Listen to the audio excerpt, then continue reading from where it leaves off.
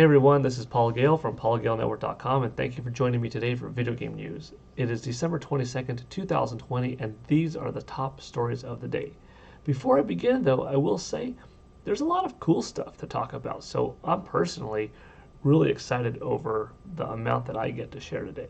Okay, now back to the regular content distribution. We kick things off with KFC Gaming. Yeah, KFC is in Kentucky Fried Chicken.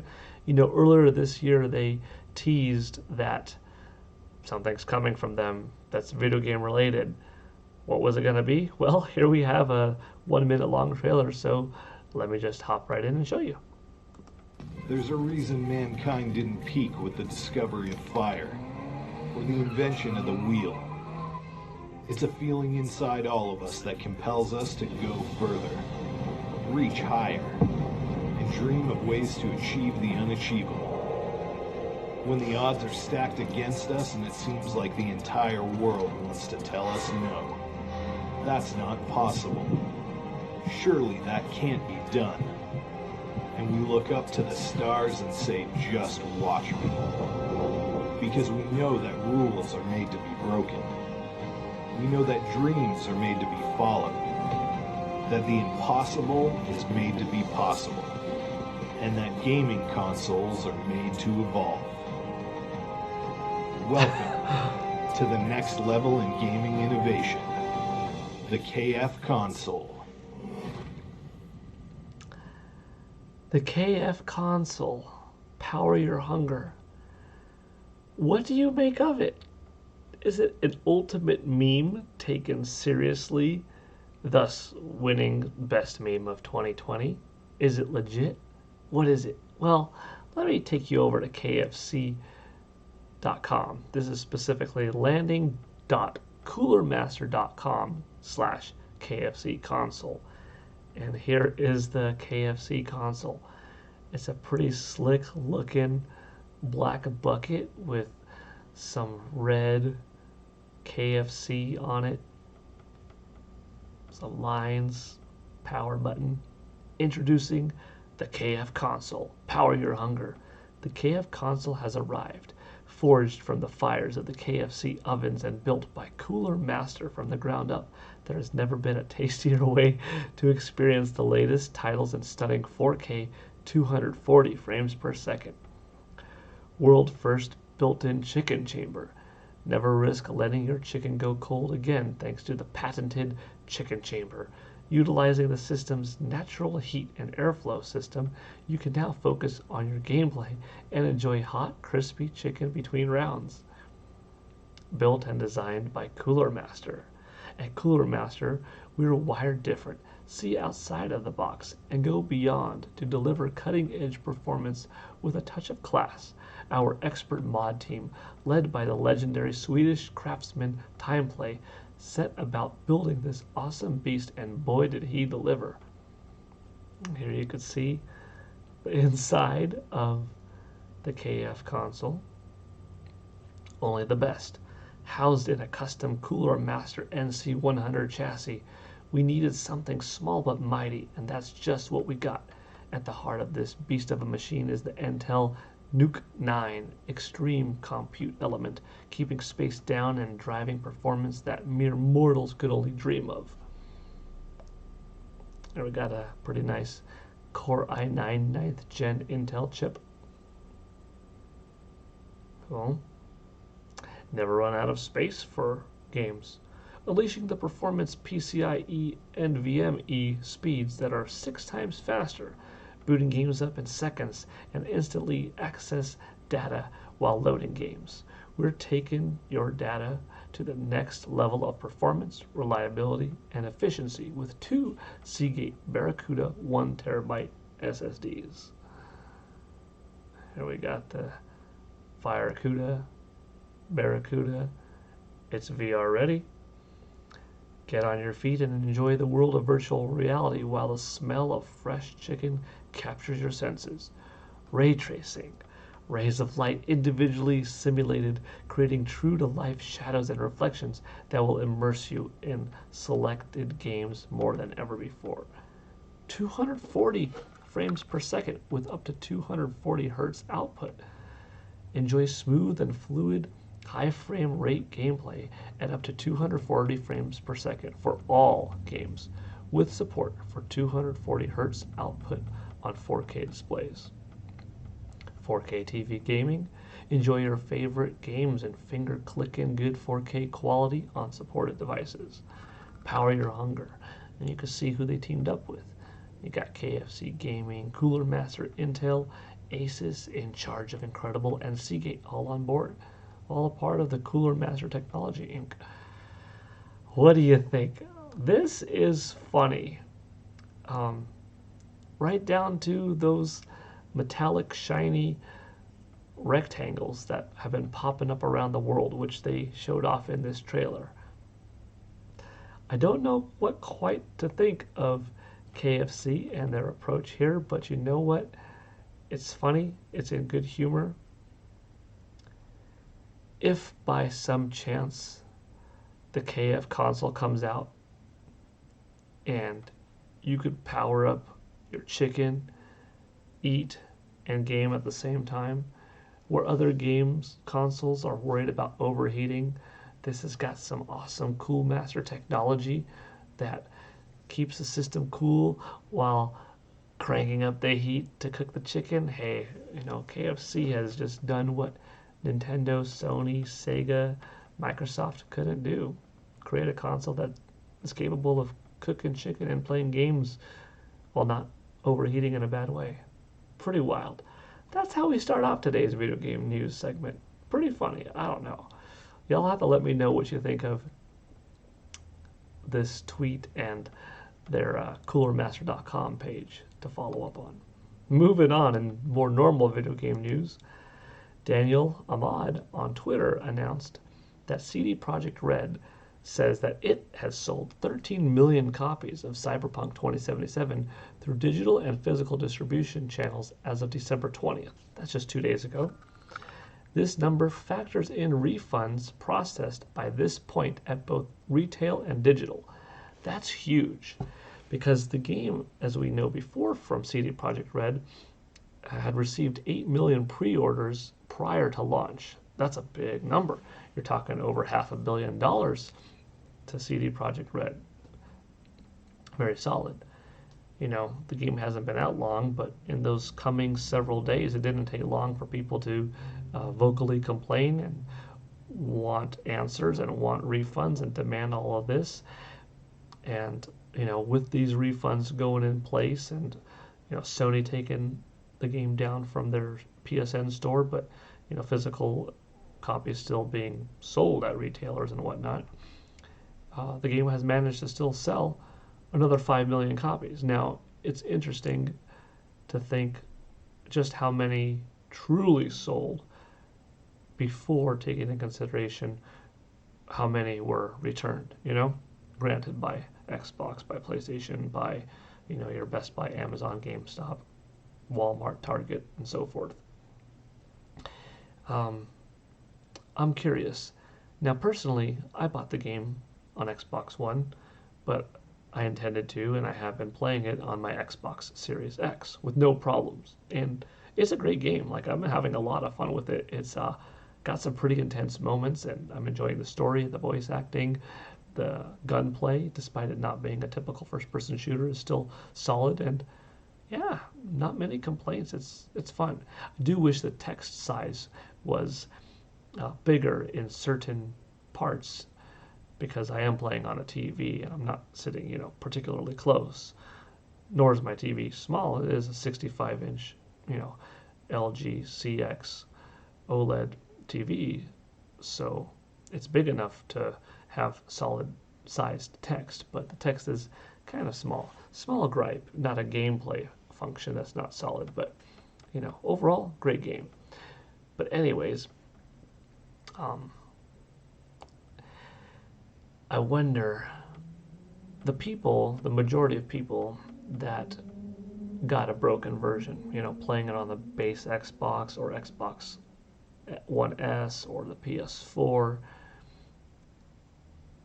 did the majority of them return it, or did the majority deal with it in hopes that by January, by February, it'll be a complete game.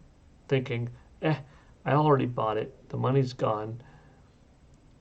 I'll just wait in faith that it will be fixed. I'll find something else to play in the meantime. There are other games out, instead of rebuying it again later on because they acknowledge that it is a good game from people playing it on, like an Xbox One X, PS5, Xbox Series X, or PC.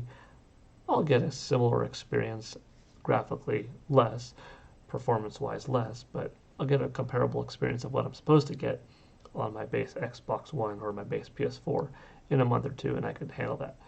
Do more people fall into that category that bought the game for one of those systems? Or do more people fall in the category of, dude, I want my refund ASAP, I'm not waiting 2 months and I'm not going to go back and buy it again? Are people that burned? I don't know. Let me know what you think.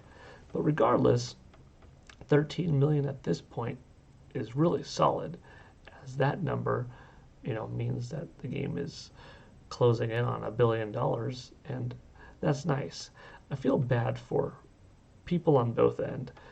CD Projekt Red obviously put a lot of heart and soul, money, time, just hours and hours going through crunch time with a lot of their workers and doing it for like 8 years to get this game done. Perhaps they bid on more than they could chew with so many different SKUs and making the game work. But that at the end of the day, you could say, hey, they should have been upfront and honest with what are the visuals like on these systems. Perhaps even to the point of, sticking a sticker on the box saying,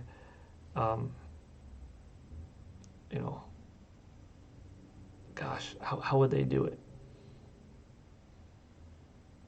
Intended to run at optimum levels on Xbox One X, PS4 Pro, Xbox Series X, Series S, and PS5. With a little note, perhaps. It could have been a red flag, but I think it would have been better than releasing it the way they did and getting in trouble later on. Little note. If you're playing this on an Xbox One, Xbox One S, or PlayStation 4, please do note performance issues are apparent. We apologize. Give us till January or February, but be forewarned, Let there be trailers out ahead of time. Let the press have acknowledged this so people don't feel gypped buying the game.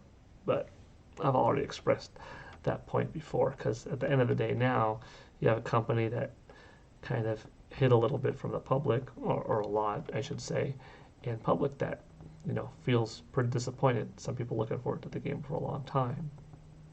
But I gotta say, I think the wrongs will be righted eventually. So I am happy to see that there are 13 million copies out there, because I think they deserve good sales for creating a good, ambitious game. It's just a little murky when it comes to how certain things were handled. But as long as they fix it and do something extra to the consumer, let it be a mistake learned, let it be a one-time thing, and let the game continue to sell well, because it is good. Next up, this is one of the things that I was really excited about. This is coming to us from GamesIndustry.biz. This is going to take a while to get through, but it's numbers talk, it's sales talk. And there's still one more really cool thing to go over after this. So if you can make it through this, assuming that you're somebody that enjoys my channel and actually likes my gaming talk segments, then the last bit of news is also something very exciting today. But this is the global games market value of 2020, and this source is a Newzoo 2020 Global Games Market Report, the October update. This is going to take a while to scroll through. This goes to show how powerful gaming is and how much money was spent on gaming this year. $174.9 billion, up 19.6% over the previous year. And you can see the breakdown of console gaming, being $51 billion right there. Boxed downloaded PC games 34 billion, browser PC at 3 billion, traditional PC at 37, mobile games at 86 billion, the single largest territory here. Smartphone games 74 billion, tablet games at 11 billion. Overall, tremendous numbers. You're looking at boxed versus digital. Total market revenues. Digital coming up quite a bit in terms of console, mobile obviously, PC market, been that way for a while, and total. Best-selling boxed games of the year. This is from UK, their source GFK Entertainment. This goes from January 1st through December 6th, so obviously it doesn't take up the holidays, which I would love to see this list later on, because holidays, the wildly popular ones, including Christmas, Hanukkah, Kwanzaa, and just in general, the season of gift giving, even if you don't have a religious association with this time of year, people usually find a way to buy others something during this time, festive or not. But this goes and shows you a good chunk of the year, almost a full 12 months, in units in UK. FIFA 21 at number 1, Animal Crossing at number 2, Mario Kart 8 Deluxe at 3, Minecraft at 4, Call of Duty Black Ops Cold War at 5, FIFA 20 at 6, The Last of Us Part 2 at 7, Call of Duty Modern Warfare at 8, Assassin's Creed Valhalla at 9, Grand Theft Auto 5 at 10. Top 10 best-selling games. If you look at revenue, the list has some shifts here and there. For instance, Ring Fit Adventure doesn't pop up on this list, but it was obviously close enough to being a top-selling game, because for what it did sell, got it up to number 8 in terms of revenue. And Miles Morales, Spider-Man, it's not on this list, but it obviously must have sold well enough to get onto the number 10 spot in revenue.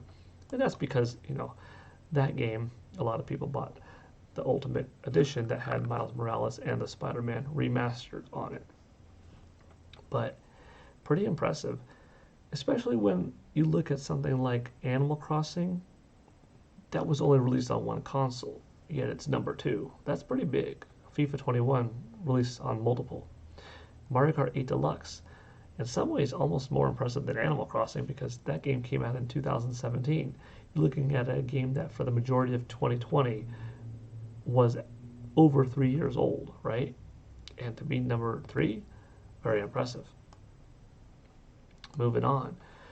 Here we got another one that's awesome. The best-selling games for the United States. This one's source is the NPD Group, and this represents January 1st to November 30th, so this is very up-to-date. By dollar sales, Call of Duty Black Ops Cold War, Call of Duty Modern Warfare, Animal Crossing New Horizons. However, keep in mind, this does not include eShop sales, Madden NFL 21, The Last of Us Part 2, Ghost of Tsushima, Assassin's Creed Valhalla, Final Fantasy... sorry, I was about to sneeze. Final Fantasy VII Remake, Marvel's Avengers, Super Mario 3D All-Stars. Once again, not including digital. Pretty impressive to see Mario on there. Wasn't out for much in 2020. Animal Crossing, that's like the hit of the year, and it was out since March, so in total it will be out for 9 months of the year, 8 months as of this November 30th. It's good seeing a healthy list. Call of Duty, not surprising. Madden, not surprising. Ghost of Tsushima and The Last of Us 2, very solid titles. Assassin's Creed did well for not being out too long. Final Fantasy VII Remake, well deserved. Marvel's Avengers, a lot of people bought it, but as you know, not a very solid game, unfortunately. Best-selling console games in Japan. This starts from Famitsu's December 30th, 2019 tracking through their most up-to-date release of December 6th, 2020. And this is like almost all Nintendo. Animal Crossing, Ring Fit Adventure, Final Fantasy VII Remake, Pokemon Sword Shield, Mario Kart 8 Deluxe, Momotaro Dentetsu, a new release right there, Super Smash Bros. Ultimate, Minecraft Switch Edition, Clubhouse Games 51, and Ghost of Tsushima. It's an 8-2 split of Nintendo Switch to PlayStation 4. Nintendo is dominating in Japan, and it doesn't have any signs of slowing down. So, very impressive top 10 right there. Metacritic. What do you think is the highest rated game of the year? Persona 5 Royal. Highest rated game with a score of 95. The lowest, Tiny Racer on Nintendo Switch. Can't say that I played Tiny Racer, but Persona 5 Royal is really good. Here's a cool breakdown of new IP versus new releases. Sony, Microsoft, Nintendo, Activision, Electronic Arts, and Ubisoft. The most Googled searches: Among Us, Fall Guys, Valorant, Genshin Impact, The Last of Us 2, Ghost of Tsushima, FIFA 21, Animal Crossing, Call of Duty Warzone, Dragon Quest, Walk. Pretty interesting. Most covered games, just sheer amount of articles. Fortnite, number 1. Close number 2, Cyberpunk 2077. And then we go into a decent drop, but still very respectable, The Last of Us Part 2, Animal Crossing. And then we go a little bit lower into the 40,000s with Destiny 2, Minecraft, Grand Theft Auto 5 / GTA Online, still, game that's been out for years, Call of Duty Modern Warfare, League of Legends, Doom Eternal, Ghost of Tsushima, Call of Duty Warzone, Pokemon Go, Valorant, Final Fantasy VII Remake. They also have some notable absences, like Halo Infinite, titles that you would expect would be on there, but weren't. And that's what this is. Watch Dogs, Assassin's Creed, Fall Guys, Among Us. Most watched games on YouTube. Source, YouTube. Minecraft. I covered this last week, but here it is again. Minecraft with 201 billion views, Roblox with 75 billion, Garena Free Fire with 72, Grand Theft Auto 5 with 70, and Fortnite with 67. Just stunning to see how dominant Minecraft is and how popular and culturally relevant it is in the public's eye. Wow. 201 to 75. That gap is tremendous. Top YouTube influencers: Flamingo, Afmao, Jelly, FGTV, It's Fune, Slogoman, S Sunday, Felipe Nito, I Am Santa, Arab Games Network. That source is Fancensus. Shows how many total views they've had. 1.7 billion. Wow. Throughout 465 videos. And then coming down here, still highly respectable 628 million total views through 610 videos. Crazy. Most discussed games on Twitter: Final Fantasy XIV, Animal Crossing, Cyberpunk, Call of Duty, Fall Guys, Call of Duty Warzone, Ghost of Tsushima, Assassin's Creed, Fortnite, The Last of Us Part 2. Surprising to see that Final Fantasy XIV was the most discussed game on Twitter. I wouldn't have thought that it would be it. But hey, people like Final Fantasy XIV. It's still popular and still getting played quite a bit. Top trailers or live streams: Fortnite with a staggering 250 million, 252 million at number 1. Call of Duty Warzone, big drop, 71 million. Mortal Kombat 11 had a very good year, 71 million. Call of Duty Black Ops Cold War at 70. Crash Bandicoot 4, that's awesome to see that pop up there with 58 million. GTA 5, 57. PlayerUnknown's Battlegrounds, 55. Call of Duty Modern Warfare, 55. Minecraft, 44. Cyberpunk, 41,600,000. Pretty interesting to see. A lot of this stuff I'm reading now live for the first time. I checked out some of the data and I was like, oh, cool. I got a lot of fun stuff to talk about. And some of this stuff is, brand new. I didn't scroll down this massive page yet entirely, so we're learning some of it together. The mobile market, showing the top games publishers, top 5 games, top 5 countries of downloads. You see India at 9.3 billion. Second highest is 5.1 billion in the United States. That's wild. Top 5 countries of revenue. United States really bringing in a lot. $21 billion spent. Japan at number 2, 16 billion. China coming up pretty high, 13.5 billion, and it does not include third-party app stores in China like Google Play and Apple Store only. South Korea at 5 billion, Taiwan at 2. You really see how tremendous these top 3 are in making up the top 5 countries by revenue. Top 5 games by worldwide revenue. PUBG at number 1 with 2.6. Honor Kings at 2.4. Pokemon Go, 1.2 billion.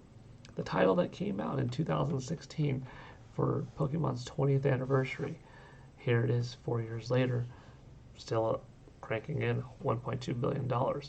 I mentioned that on the channel a couple weeks ago, but it's interesting to see where it stacks up in here. Top games publishers worldwide: Tencent, NetEase, Playrix, Zynga, Bandai Namco. Tencent at 7 billion is crazy. Here's some more interesting stuff. UK console ownership overlap. The source was Ampere analysis for 13 to 64-year-old console owners in Q4 of 2020. You see Nintendo Switch and ownership of PlayStation 4 and Xbox One, all versions. You see PlayStation 4 owners and how many of them also have a Nintendo Switch or Microsoft's Xbox One, and Xbox One owners, how many of them also have a Nintendo Switch or PlayStation 4. So there's some good crossover there. It seems like there are a lot of multi-console owning gamers, and that's pretty nice to see. Games industry pets. That's an interesting one that I wasn't expecting. But GamesIndustry.biz's Creatures Comforts column shows what are the most popular pets of the year in the world of gaming. And we have dogs at number 1, cats at number 2, and then it goes birds, rabbits, tortoises, hamsters, fish, and other. 720 million, that's the total number of gamers in China, 48% of which are female. 74%, that's the percentage of the total market revenues that come from in-game spending, according to Newzoo. $44.5 billion, that's the US consumer spending on all video game products, which is up 22% year on year. That's coming to us from the NPD group. $160 million in industry donations to COVID-19 relief efforts, plus countless amounts of medical equipment, meals, PPE, and other forms of donation. 43 million plus in donations to organizations supporting the mission of Black Lives Matter. $5.5 billion in collective donations from game companies towards Australian brush fires. $7.5 billion, I don't know if you could see that, in Microsoft's acquisition of Bethesda parent ZeniMax Media. We covered that when that happened. That was a big one, right? $291,000 money raised by GTC Relief Fund for developers. $26.04 million for Animal Crossing New Horizons global sales for the first 6 months. Talk about a massive amount of money made from that one game in half a year. One of the greatest debut 6 months of all time in video games. Last but not least, we have 8 number of online events GamesIndustry.biz has run this year, and 247 I just can't scroll up further at this point. Number of GamesIndustry.biz Academy articles published this year. And there you have it. That's a massive list. And I spent a lot of time talking about it, but I truly gave you everything. So, really cool stuff. I learned a lot reading it, and I hope you enjoyed it. But last but not least, it's that time of the year again, where Nintendo has its Nintendo Switch year in review. So I thought I would share mine with you because it's pretty cool. And all you have to do to find it out yourself is go to switch.nintendo.com/year-in-review, and you will see just what was your playtime and schedule like for the year 2020. Let's take a look. Thank you for making us part of your well-rounded free time this year. Okay, what kind of player were you this year? Paul Gale? Me? I was a core gamer. You're a skilled, experienced gamer who is always up for a challenge. Oh, why, thank you. Here are my 2020 hindsight report. Here is my 2020 hindsight report. Total hours of games played, 802. Well, that's quite a bit, and I'm proud of it. That's over 2 hours a day on average playing all year round. Yeah, I'm playing quite a bit with my wife and my son and my daughter and sharing a lot of experiences together, being at home more than normal, so it makes sense. In 2019, in comparison, 516. So I went from 516 hours played last year to 802 this year. That's a pretty good jump. All right. Number of games played, 64 compared to 60 last year. All right. Hey, I like 64. Personally, it's one of my favorite numbers of all time, thanks to Nintendo 64. So that's kind of cool seeing that that's how many games I played this year. My most played games by hours. This is pretty cool, and I'm proud because of what's number one. The Legend of Zelda Breath of the Wild. I've expressed on the channel before how big of a fan I am of this game. And really, I played this game for like 65 hours for the first few weeks back in March 2017. Nintendo Switch came out March 3rd. My daughter was born March 17th. And, it took me 65 hours to beat the game. And then I went on to playing like another 130 hours within those first few months to 100% it, complete it, do all the shrines, all of that. And then, for the next 2.5, 3 years, we picked it up periodically as new DLC came out, just to have fun going back into the world, finding some Koroks and so forth. But it was this year, and it also helps that my kids are getting a little bit older and are able to play more and understand the controls and stuff like that more. We just, thanks to quarantine perhaps, had so much more time to play together as a family and sit on the couch and stuff like that, that we just deep dived right back into the world of Breath of the Wild all over again, and took what was at that point like 225, 240 hours of gameplay, and just crushing it, going into the 400-hour territory if I'm not mistaken. Just pumping in a couple hundred new hours in a game that was already almost 250 hours in those first almost 3 years of ownership. That's how good of a game it is. That's how much there's still to explore, Koroks to find, having fun. If you're watching my channel and you have a Nintendo Switch and you don't own The Legend of Zelda Breath of the Wild, please buy it. It is my pick of this generation, of last generation, of this last decade really, and truly sits in my opinion as one of the best games of all time. Can't speak high enough about it. Animal Crossing New Horizons is number 2. And actually, what this doesn't take into consideration is my wife has her own Animal Crossing profile. My son Bryson does. My daughter Brooke does. So if you look at our Nintendo Switch, Paul, Kim, Bryson, Brooke. And if you added all of those hours, maybe Animal Crossing would top Breath of the Wild. Hard to say exactly. I'd have to add it up myself, but pretty cool.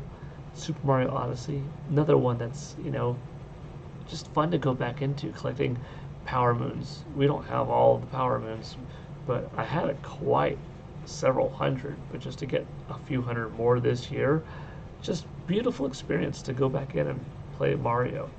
Super Smash Bros. Ultimate, makes sense that that's number 4. We always get new DLC. It's always fun to play with friends. And Tetris 99 coming in at number 5. Tetris 99 was actually one of my top ones in 2019 because I just love Tetris. It's so easy for me to hop in and just play. And here it is, 2019. Tetris 99 was number 1. Mortal Kombat 11, 2. Fire Emblem 3 Houses, oh, beautiful, number 3. Astral Chain, number 4. And Super Smash Bros. Ultimate, number 5. Your most active day by hours was Saturday, March 28th. Okay, that's Animal Crossing's out. We're playing at home on the couch, and the cushions are starting to squish in due to butts being placed in them for so many hours on end. April was the peak month of playing. 136 hours played that month. Wow. That's a lot of hours being played every day, That's like 4 hours and 20 minutes or so a day of playing to get that. Yeah, it's quite a bit. January, February, bam, March Animal Crossing, bam. And April, May, June, July, boom, August, September, October, November, Hyrule Warriors, big one, bringing November back up, and December, but don't worry, we still have a few more days in December to play. In 2019, my most active day was on August 13th. Interesting. Total earned My Nintendo Gold points, 1,254. Mario time. Your approximate number of games played starring Super Mario was 9. Your completed Mario missions on My Nintendo was 9. And that's it. Check out all the games, special events, celebrating Mario. What's next? Some recommended titles. Naruto, based on my play history, what might I like? Pokemon Shield, well, I have swords, so that makes sense. Race with Ryan, interesting, wouldn't expect that one. Dragon Ball Xenoverse 2, though, that makes sense. I'm a big fan of Dragon Ball FighterZ, and even though it's not on my top 5, I played it quite a bit in this year and last year. And The Incredibles, number 5. Alright, cool. Well, at the very least, I will look at Race with Ryan. Might have been recommended thanks to Mario Kart, lots of playtime. Incredibles, probably because it is superhero related, rated E. If you like Animal Crossing and Super Mario Odyssey and stuff like that, you might like Incredibles. So, yeah, that's what I wanted to show you. I saw that today and I thought that was a lot of fun. So that's a very long episode of Video Game News with Paul Gale Network. We went over KFC and its new console, the KFConsole. We went over Cyberpunk 2077 sales.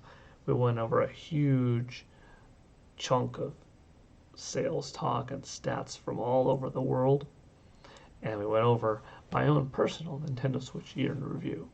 Let me know what you thought of my year in review, and feel free to share me your numbers. And as always, I appreciate your time. Thank you for watching. I hope you had fun. I had fun. This was exciting. Take it easy. I'll see you all next time. Bye.